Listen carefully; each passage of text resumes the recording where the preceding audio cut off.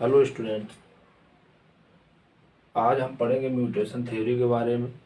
इसके पहले हम लेक्चर नंबर 6 में लैमार्क थ्योरी और डार्विन थ्योरी के बारे में कंप्लीट डिस्कशन किए थे। लैमार्क की थ्योरी के बारे में कंप्लीट डिस्कशन के बाद हमने बीजमान थ्योरी के बारे में बताया था, जो उनको डिस्कार्ड कर दिया था लैमार्क थ्योरी को। उसके बाद डार्विनियन थ्योरी के बारे में बताया था, लेकिन डार्विन ने कंप्लीट एक्सप्लेन नहीं कर पाए थे। उसमें दो लिमिटेशन थे, जो सर्वाइवल ऑफ फिटेस्ट के बारे में बता दिए थे, लेकिन अराइवल ऑफ फिटेस्ट के बारे में नहीं बता पाए थे। वेरिएशन के बारे में बता रहे थे, लेकिन source and transmission of variation के बारे में नहीं बता पा रहे थे कि वो वेरिएशन कहाँ से आए और कैसे आए। अब आता है मोस्ट एडवांस है ये म्यूटेशन थ्योरी। इसके बारे में आज देखेंगे म्यूटेशन थ्योरी होती क्या है, ये कौन दिए, किस पर एक्सपेरिमेंट किए, उस सब चीज़ों के बारे में हम डिटेल पढ़ेंगे। तो म्यूटेशन थ्योरी एक साइंटिस्ट थे, ह्यूगो डी ब्रिज।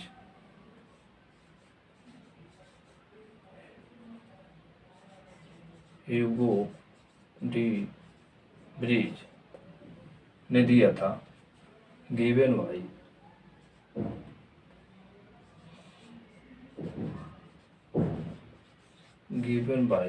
ह्यूगो डी ब्रिज।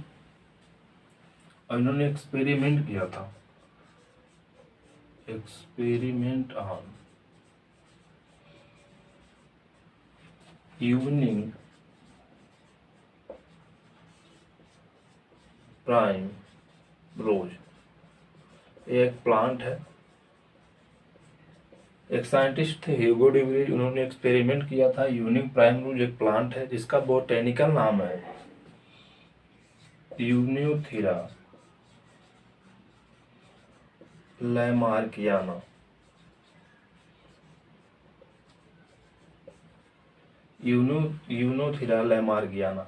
सबसे पहले पढ़ते हैं म्यूटेशन होता क्या है। इनके सारे पॉइंट को डिटेल देख लेते हैं, फिर उसके पॉइंट को समझते हैं। Mutation, sudden change in phenotype,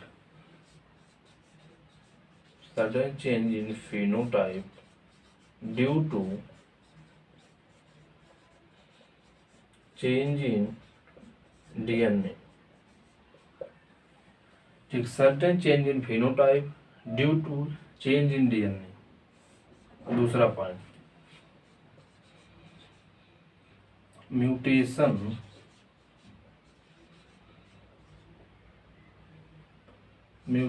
is a sudden change in phenotype due to change in DNA। Mutation are ultimate source of variation। तीसरा पॉइंट इन्होंने क्या बताया, mutation are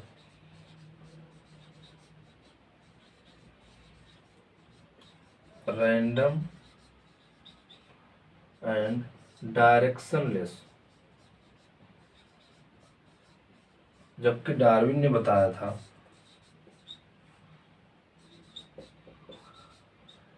small and directional.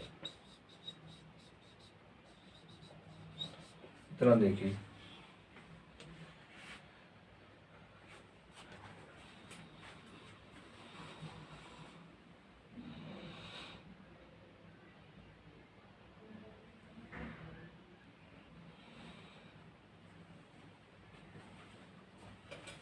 तो mutation theory Hugo de Vries ने दिया।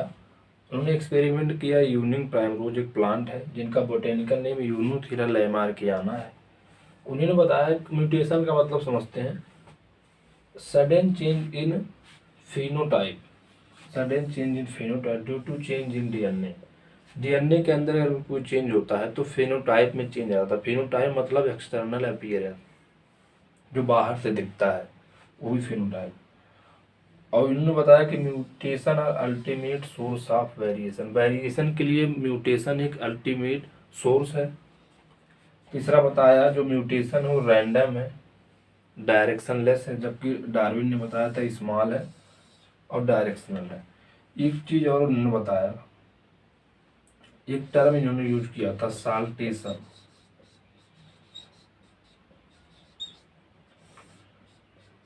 Saltation मतलब होता है single step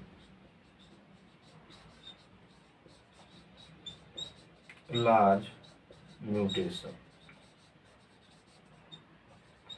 single step large mutation को साल्टेशन कहते हैं। इतनी सारी बातें म्यूटेशन थ्योरी में ह्यूगो डी व्रीज ने बताया था।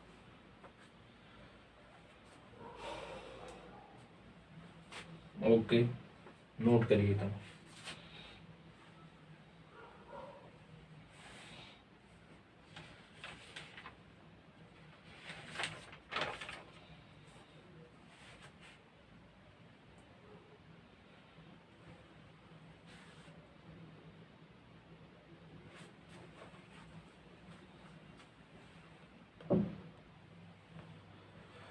तो हम लोगों ने पढ़ा म्यूटेशन थ्योरी के बारे में। म्यूटेशन थ्योरी में ह्यूगो डी व्रीज ने बताया था, एक्सपेरिमेंट किया था यूनोथीरा लैमार्कियाना यूनिंग प्राइमरोज एक प्लांट के ऊपर।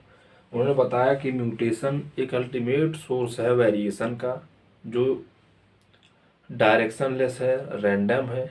अगर कोई चेंज डीएनए के अंदर आता है तो उसका फिनोटाइप बदल जाता है, ऑर्गेनिज्म का फिनोटाइप बदल जाता है, वही म्यूटेशन कहलाता है। ठीक है। उसके बाद इन्होंने एक टर्म इस्तेमाल किया था कि म्यूटेशन के लिए, साल्टेशन। साल्टेशन मतलब सिंगल स्टेप लार्ज म्यूटेशन को साल्टेशन के ह्यूगो डी व्रीज ने इस्तेमाल किया था।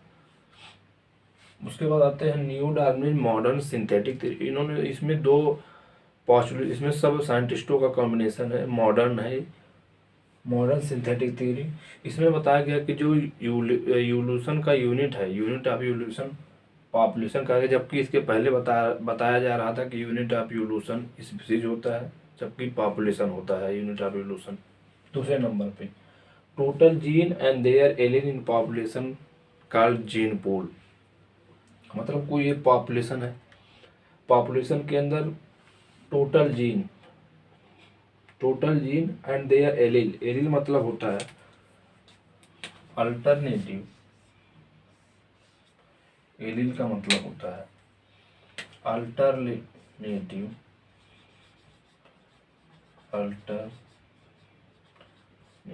Form of a gene.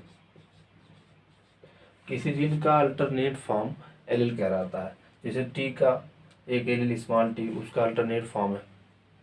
तो total gene and their allele present in A population called gene pool. ये है इसका दूसरा पोस्टुलेट। अब जीन पूल को कौन कौन सी चीज अफेक्ट करती है उसके बारे में देखेंगे। तो सबसे पहला, जीन पूल को सबसे पहला जो अफेक्ट करती है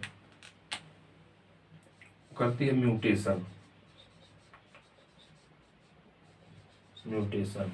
जीन पूल तो समझ जाएगा, total gene and their allele. किसी पॉपुलेशन के अंदर प्रेजेंट टोटल जीन और उसके एलील्स को जीन पूल कहते हैं। वो कैसे अफेक्ट होगी? म्यूटेशन द्वारा। अगर म्यूटेशन हो जाए तो उसके जीन और एलील में चेंजेज आ जाएंगे। दूसरा, रिकॉम्बिनेशन द्वारा, इसे क्रॉसिंग ओवर कहते हैं। अरे क्रॉसिंग ओवर मियोसिस फर्स्ट के पैकेटिन में होता, सेल डिवीजन में बताएंगे। वहाँ पे होने से जीन पूल में चेंज आ जाता है, क्रॉसिंग ओवर। तीसरा, जीन माइग्रेशन या जीन फ्लो। जीन माइग्रेशन या gene flow. Mutation, recombination, genetic, gene migration या जीन फ्लो। अगले नंबर पे जेनेटिक ड्रिफ्ट।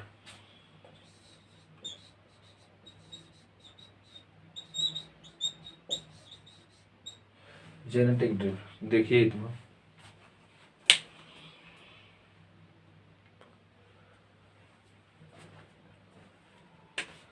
जीन पूल को क्या क्या अफेक्ट कर सकते हैं? Gene pool is affected by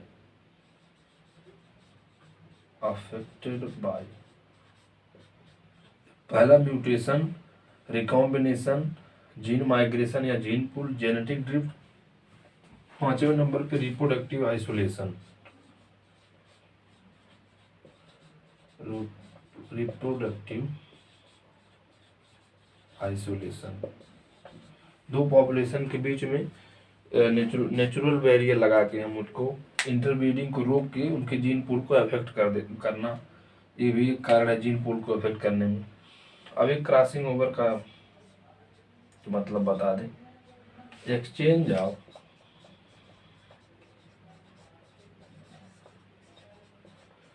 genetic material, exchange of genetic material of non-sister chromatid of homologous chromosome।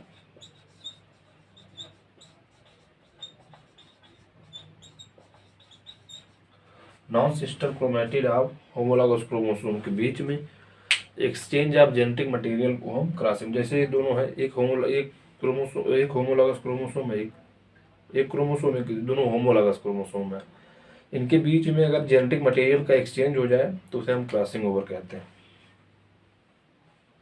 Okay, तो 5 चीजें हैं जो इफेक्ट कर सकती हैं जीन पूल को। म्यूटेशन, रिकॉम्बिनेशन मतलब क्रॉसिंग ओवर, जीन माइग्रेशन या जीन फ्लो मतलब किसी पॉपुलेशन के अंदर अदर इंडिविजुअल का आना, अगर उसमें आ जा रहा है तब भी वो जीन पूल का इफेक्ट कर रहा है, उससे निकल जाना तब भी वो जीन पूल का इफेक्ट कर, मतलब इमिग्रेशन, इमाइग्रेशन।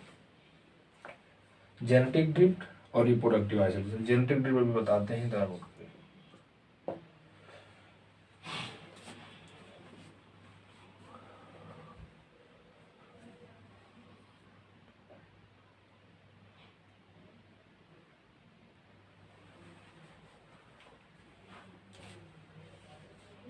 तो हमने पढ़ा जेनेटिक ड्रिफ्ट को या जीन पूल को कौन कौन से फैक्टर अफेक्ट कर सकते हैं। तो पहले हमने पढ़ा म्यूटेशन के बारे में, दूसरा पढ़ा रिकॉम्बिनेशन के बारे में मतलब क्रॉसिंग ओवर, उसके बाद पढ़ा जीन फ्लो या जीन माइग्रेशन मतलब कि कोई पॉपुलेशन के अंदर कोई इंडिविजुअल्स आता है या उससे निकल के जाता है तो वो जीन पूल को अफेक्ट करेगा।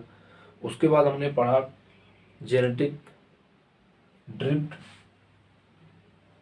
ठीक। उसके बाद पढ़ा रिप्रोडक्टिव आइसोलेशन। जेनेटिक ड्रिफ्ट मतलब sudden change in gene pool of small population by chance, किसी कारण की वजह से या बाय चांस जीन पूल के अंदर, स्मॉल पॉपुलेशन के अंदर जीन पूल के अंदर कोई चेंज हो तो उसे जेनेटिक ड्रिफ्ट कहते हैं। अब जेनेटिक ड्रिफ्ट को सीवाल लाइट इफेक्ट भी कहते हैं, साइंटिस्ट के नेम पर है सीवाल लाइट इफेक्ट। अब इसे 2 इफेक्ट में समझाया जाता है, एक बॉटल नेक इफेक्ट, एक founder neck effect. Bottleneck effect का मतलब तो loss of allele from gene pool of small population due to catastrophic event, ये तो अंग्रेजी हो गया।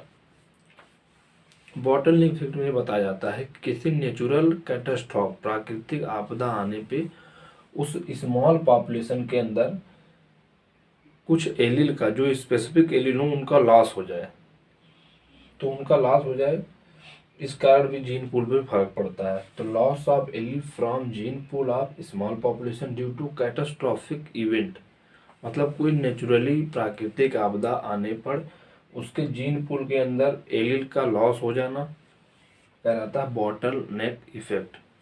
इसे भी जीन पूल पे अफेक्ट करता है, स्पीसीज चेंज होती है। उसके बाद था founder neck effect, when a small group of individual isolated to form new colony. मान लो 100 लोगों की कॉलोनी थी, उसमें से कुछ जो 100 में से 90 थे जो सेम कैरेक्टर वाले थे, 10 जो थे डिफरेंट कैरेक्टर वाले थे, अलग कैरेक्टर रखने वाले थे, और वो उस कॉलोनी से अलग हो गए, आइसोलेट होकर नई कॉलोनी का फॉर्मेशन कर लिए। तो इस वाले से वो डिफर कर गए और वहाँ जाके नई स्पीसीज का फॉर्मेशन कर लिए 10 साल में, तो उसे कहते हैं फाउंडर नेक इफेक्ट। और ये भी जीन पूल को इफेक्ट करेंगे पूरी तरह से, ठीक। when a small group of individuals isolated to form new colony, then the newer generation differ from parent generation. Okay, तो हमने शुरू से पढ़ा म्यूटेशन थ्योरी को ह्यूगो डे व्रीज साहब ने दिया था, एक्सपेरिमेंट किया था इवनिंग प्राइमरोज के अंदर यूनुथेरा लैमार्कियाना। उन्होंने बताया कि उन्होंने म्यूटेशन थ्योरी में जो म्यूटेशन होता है sudden change in phenotype due to change in DNA या जेनेटिक मटेरियल। उन्होंने बताया कि म्यूटेशन एक वेरिएंट मतलब वेरिएशन का जो अच्छा सोर्स है। उसके बाद उन्होंने म्यूटेशन को रैंडम और डायरेक्शन लेस बताया, जबकि डार्विन ने बताया था स्मॉल और डायरेक्शनल। ओके, और एक टर्मिनोलॉजी का प्रयोग किया था जिसे कहते हैं saltation, single step large mutation इसका मतलब होता है। ओके, इतना देखिए।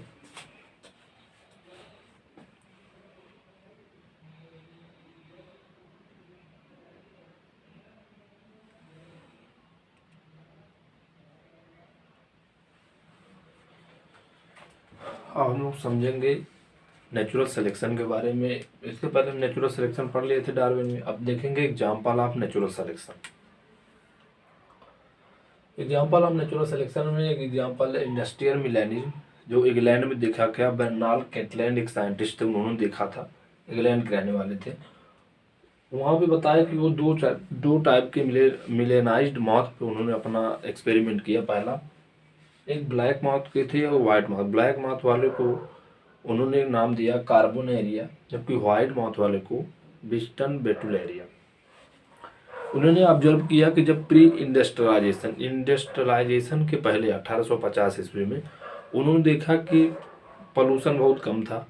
जब पॉल्यूशन बहुत कम था तो एटमॉस्फेयर बहुत क्लियर था, तो लाइकेन ज़्यादा ग्रो करते हैं। जानते हैं कि जहाँ पे पॉल्यूशन कम होता है वहाँ लाइकेन ज़्यादा ग्रो करते हैं। ठीक, तो पॉल्यूशन कम था, स्मोक बहुत कम था, तो बार्क जो प्लांट थे, प्लांट का जो बार्क था, छिलका था, उनका जो कलर था ज़्यादातर वाइट था, वाइट अपीयरेंस था। तो वहाँ पे जो वाइट विंग्स वाले या वाइट माउथ थे वो उसके वाइट वाले बार्क से ज़्यादातर अटैच हो जाते थे, मतलब छिप जाते थे उसमें, तो उनका प्रिडेशन होने से बच जाता था। जबकि ब्लैक माउथ वाले छिपते नहीं थे उनके बार्क से, क्योंकि वो तो बार्क वाइट था, जबकि ये ब्लैक थे, तो उनका प्रिडेशन हो जाता था और उनका संख्या कम हो जाता। जबकि आफ्टर इंडस्ट्रियलाइजेशन, पोस्ट इंडस्ट्रियलाइजेशन 1920 ईस्वी में देखा गया, तो वहाँ पे इंडस्ट्रियलाइजेशन होने के कारण पोल्यूशन बढ़ गया। जब पोल्यूशन बढ़ गया तो स्मोक बढ़ गया। स्मोक बढ़ने की वजह से जो प्लांट के जो बार्क थे, छाल थी उनकी, वो ब्लैक हो गई। ब्लैक होने पर उनमें जो ब्लैक माउथ थे वो छिप गया, तो प्रीडेटर से अपने बच गए। जबकि वाइट माउथ वाले उनके बैकग्राउंड से नहीं छिपे और ब्लैक बैकग्राउंड से नहीं छिपे, वो प्रीडेटर द्वारा प्रीडेट कर गए, मतलब प्रीडेटर उन्हें अपना भोजन बना लिया, तो उनकी संख्या कम हो गई। तो इन्वायरमेंट चेंज होने से नेचुरल सिलेक्शन पे भी फर्क पड़ता है। तो ये एग्जाम्पल ऑफ नेचुरल सिलेक्शन देख लीजिए एक बार। इंडस्ट्रियल मिलेज इंग्लैंड में देखा गया, दो मिलेनाइज माउथ पे देखा गया, black mouth, white mouth. Carbonaria white वालों को बिस्टन बिटुलेरिया। प्री इंडस्ट्रियलाइजेशन 1850 ईस्वी में देखा गया, पोल्यूशन कम था तो स्मोक कम थे, तो वाइट माउथ वाले ज़्यादा थे क्योंकि उनके बैकग्राउंड में छिप जाते थे, जबकि ब्लैक माउथ वाले कम थे क्योंकि उनके बैकग्राउंड में नहीं छिपते थे। अच्छा, एक चीज़ और लिख देते थे, लिख सकते हैं।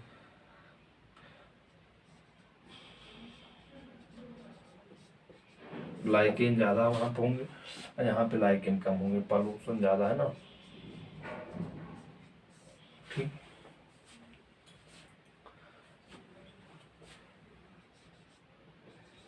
Lichens LICHENS। ओके, इतना समझ में आना चाहिए। तो एक एग्जांपल हो गया इंडस्ट्रियल मिलेनाइज माउथ पे। ठीक, दूसरे नंबर का एग्जांपल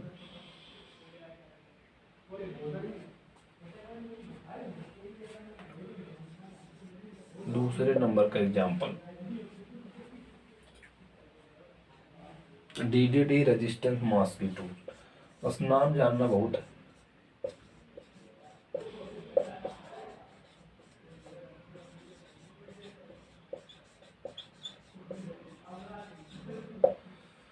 DDT रेजिस्टेंस मॉस्किटो, ऐसे मॉस्किटो जिनके अंदर DDT रेजिस्टेंस से DD से रजिस्ट करने वाले जीन थी, उनको नेचर ने सेलेक्ट किया, जिसके अंदर नहीं थी DDT डालने पे उनका डाई हो जाता था।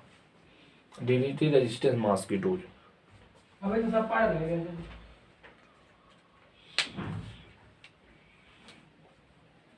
इसके बाद तीसरा चौथा आप देखेंगे, इतना नोट करिए। तो पहला नेचुरल सिलेक्शन का जो एग्जांपल हमने देखा, इंडस्ट्रियल मिलेनिज, पूरा कंप्लीट समझाया। उसके बाद DDT रेजिस्टेंस मॉस्किटोज। तीसरा sickle cell anaemia. Sickle cell anaemia Africa में देखा गया कि इसमें, अच्छा पहले इसका समझ लेते हैं कैसे दर्शाते हैं, कैसे उसको होते हैं। अगर HbA वाला जीन अगर लगता है तो नॉर्मल होगा, नॉर्मल पर्सन होगा। अगर HbS होगा तो सिकल सेल एनीमिया का कैरियर होगा, डिजीज नहीं होगा। अगर HbS लगता है तो डिजीज पर्सन होगा, सिकल सेल एनीमिया से वो ग्रसित होगा। अफ्रीका में देखा गया कि नेचर HbS वाले पर्सन को सेलेक्ट करती है। क्यों? क्योंकि वहाँ पे मलेरिया नॉर्मली सबको हो जाता है, लेकिन मलेरियल पैरासाइट HbA और HbS वाले में RBC में सरवाइव नहीं करता है। देखिए, in sickle cell RBC malarial parasite do not survive. RBC का शेप सिकल जो शेप है सिकल जैसा हो जाने के कारण उसमें मलेरियल पैरासाइट सर्वाइव नहीं करता, इसलिए वहाँ के जो पर्सन होते हैं इन जनरल में वो सिकल सेल एनीमिया के कैरियर होते हैं, इसलिए उनके अंदर मलेरिया होने के बावजूद वो सर्वाइव करते हैं। सिकल सेल RBC, अच्छा सिकल सेल RBC, उनके RBC सिकल सेल रहती है, इसलिए मलेरियल पैरासाइट उनके अंदर सर्वाइव नहीं करता है। ओके, तो 4 एग्जाम्पल हमने बताया, industrial melanism, DDT resistant mosquitoes, sickle cell anaemia, antibiotic resistance. 4 बताया एग्जाम्पल हम नेचुरल सिलेक्शन। उसके पहले बताया न्यू डार्विनिज्म, उसके पहले पढ़ा म्यूटेशन थ्योरी। ठीक, म्यूटेशन थ्योरी में बता दिया, ह्यूगो डीब्रीज एक्सपेरिमेंट किया, 4 पॉइंट बताए। उसके बाद न्यू डार्विन में बताया मॉडर्न सिंथेटिक थ्योरी या न्यू डार्विन, उन्होंने भी 3 पॉइंट बताया। 3 पॉइंट उन्होंने बताया कि यूनिट ऑफ इवोल्यूशन पॉपुलेशन होता है, ना कि स्पीसीज। उसके बताया total number of gene and allele present in A population is called gene pool. और जीन पूल को अफेक्ट कर सकते हैं 4 चीज़ें बताया। पहला म्यूटेशन, अब वो कोई भी टाइप का म्यूटेशन होता है, क्रोमोसोमल एबरेशन हो सकता है, कोई भी म्यूटेशन हो सकता है। दूसरे नंबर पे बताया जीन माइग्रेशन या जीन फ्लो, रिकॉम्बिनेशन या क्रॉसिंग ओवर। और नंबर रिप्रोडक्टिव आइसोलेशन। उसके बाद बताया जेनेटिक ड्रिफ्ट, सडन चेंज इन जीन पूल के अंदर सडन चेंज हो जाना या बाय चांस चेंज होना जेनेटिक ड्रिफ्ट कहलाता है। इसे सी वॉल लाइट इफेक्ट भी कहते हैं, क्योंकि साइंटिस्ट के नाम पर है, इसलिए सी वॉल लाइट इफेक्ट भी कहते हैं। उसके बाद उसमें 2 इफेक्ट पड़ा, बॉटल नेक effect, founder neck effect. Founder neck effect में स्मॉल ग्रुप ऑफ इंडिविजुअल्स, जैसे 100 लोगों का ग्रुप था, 100 लोगों का पॉपुलेशन था, वहाँ से 10 लोग निकल के नए कॉलोनी का फॉर्मेशन कर दें और वो नई स्पीसीज का फॉर्मेशन कर दें। क्यों? कि इसमें 100 में से 90 ऐसे थे जिनके अंदर अलग प्रकार के जीन थे, और वो जो 10 अलग हुए उनके अंदर एक स्पेसिफिक जीन थी जो इन लोगों के पास नहीं थी, और जब वो अलग हुए तो नई स्पीसीज का फॉर्मेशन कर लिया। और बॉटल नेक इफेक्ट के अंदर हो जाए अगर कोई नेचुरल कैटास्ट्रॉफ, प्राकृतिक आपदा आ जाए और उनके अंदर जीन पूल का लॉस हो जाए या एलील का लॉस हो जाए, तो उसे कहते हैं बॉटल नेक इफेक्ट। ओके,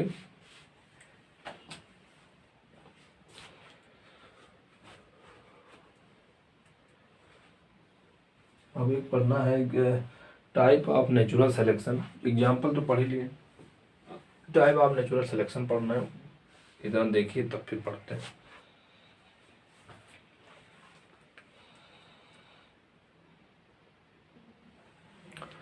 तो टाइप ऑफ नेचुरल सिलेक्शन के बारे में देखते हैं।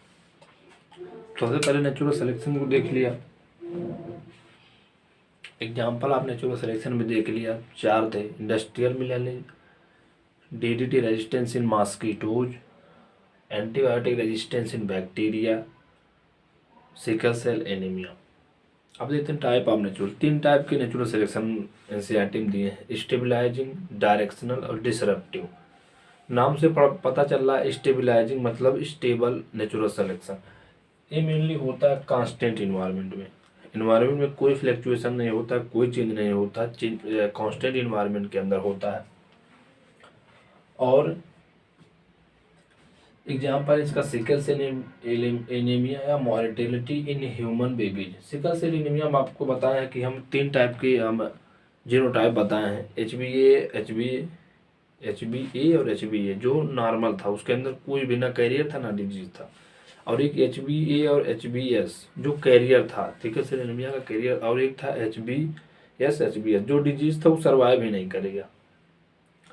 तो इसमें कांस्टेंट इन्वायरमेंट में होता है और सिकल सेल एनीमिया और स्टेबलाइजिंग नेचुरल सिलेक्शन है। तो इसमें देखा गया कि जो HbA और HbS वाले थे, नेचर उनको ज़्यादा सेलेक्ट करती है। तो यहाँ तीनों रखेंगे, HbA HbA HbS HbS रख देख लेते हैं, HbA HbA और ये डिजीज वाला HbS। तो नेचर HbA इस पे मेन वैल्यू पे है, तो नेचर इसी को सबसे ज़्यादा सेलेक्ट करती है। तो स्टेबलाइजिंग नेचुरल सिलेक्शन का एग्जांपल हो गया, देख लीजिए एक बार।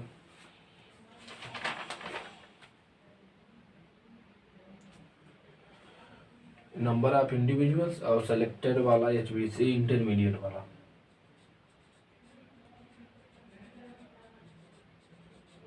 इंटरमीडिएट ठीक, HbS वालों को सबसे ज़्यादा नीचे सेलेक्ट करती हैं। Sickle cell anaemia mortality in human baby operate in constant environment, peak gets higher and narrower। अगर लिख के आएगा peak gets higher and narrower तो स्टेबलाइजिंग नेचुरल सिलेक्शन में जाएगा, क्योंकि इंटरमीडिएट वाला है आएगा तो ये पिक हायर ही जाएगा और नैरो होता हुआ जाएगा। क्योंकि जो एक्सट्रीम पे है, ये तो मेन पोजीशन है, तो एक्सट्रीम पे है वो नेचर उसे एलिमिनेट करेगी, मतलब उसे नहीं सेलेक्ट करेगी। तो ये एलिमिनेट होते जाएंगे तो पीक से सबसे हायर हो जाएगा और नैरोवर होता जाएगा।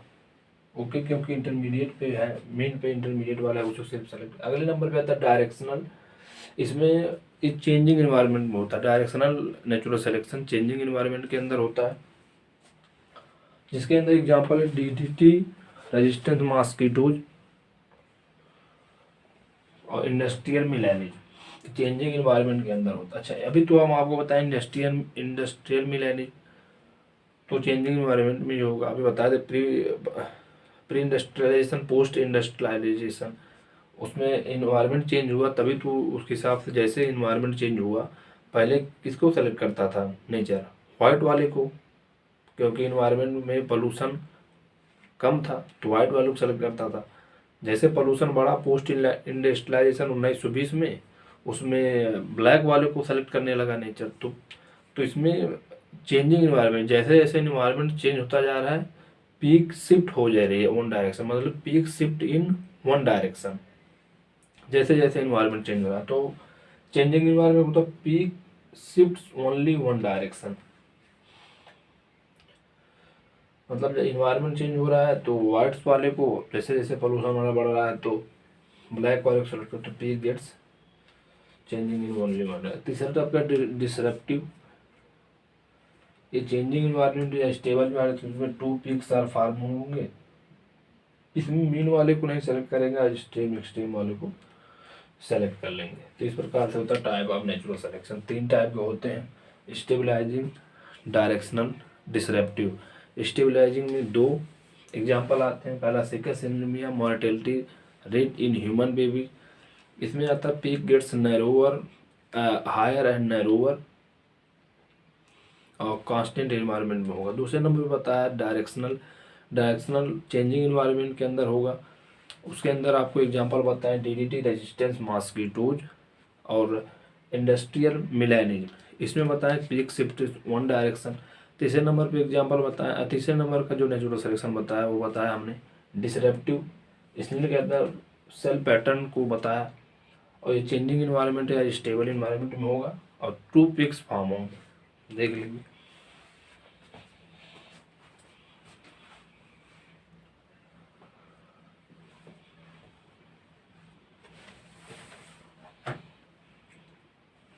तो इस प्रकार से आज हमने पढ़ा म्यूटेशन थ्योरी। उसके बाद हमने पढ़ा न्यू डार्विनियन थ्योरी या मॉडर्न सिंथेटिक थ्योरी। उसके बाद पढ़ा जीन पूल को कौन कौन से फैक्टर अफेक्ट कर सकते हैं। उसके बाद पढ़ा दो इफेक्ट, बॉटल ने क्या फाउंडर ने के इफेक्ट। उसके बाद पढ़ा एग्जाम्पल ऑफ नेचुरल सिलेक्शन, फिर type of natural selection. Okay, इस प्रकार से लेक्चर खत्म होता है। अगले लेक्चर में हम आपको पढ़ाएंगे हार्डी विनबर्ग ला या जेनेटिक इक्विलिब्रियम ला, उसके बाद ह्यूमन इवोल्यूशन। एक ही पढ़ा देंगे ज़्यादातर।